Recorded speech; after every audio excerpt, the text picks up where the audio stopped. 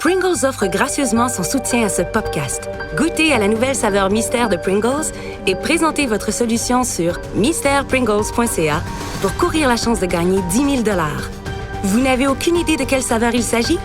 Écoutez mon podcast pour trouver les indices.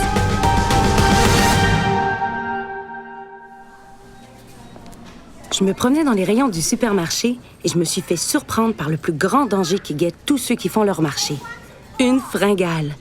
Je me suis évidemment retrouvée dans l'allée des grignotines, où je suis tombée sur des croustilles inconnues, dont l'emballage ne mentionne aucun ingrédient. Juste un tube doré présentant un décodeur portant l'inscription « Mystère ». C'était la croustille mystère de Pringles. En un instant, ce délice salé s'est emparé de ma vie. Salut! Ici Agathe Prestet-Tempeste, journaliste d'enquête de Montréal.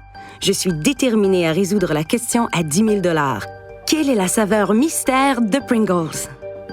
Cette question m'a menée à rencontrer Cameron Fleming, un chef au palais si raffiné qu'il a remporté les 5 derniers championnats mondiaux de dégustation. Mais il y a un truc qui cloche chez Cameron. Il purge une peine de 15 à 20 ans dans une prison de l'Alberta pour trafic de truffes. Peu importe, je me suis bien entendue avec lui. Il a même adoré les Pringles que je lui ai envoyés avant ma visite. Il paraît que les gars du Bloc F en redemandent. Mais quand je lui ai demandé d'isoler les saveurs, Cameron n'était pas pressé de répondre.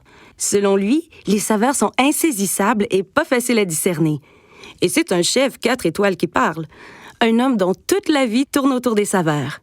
Plus j'insistais, moins j'avançais. Cameron parlait uniquement de sa vie accablante depuis qu'il ne travaille plus comme chef. Mais je l'ai pressé pour revenir sur le sujet. Il a finalement demandé l'aide d'autres prisonniers de droit commun. Il a refilé des Pringles à des gars du bloc E, mais ça l'a mis dans l'eau chaude avec ceux du bloc V.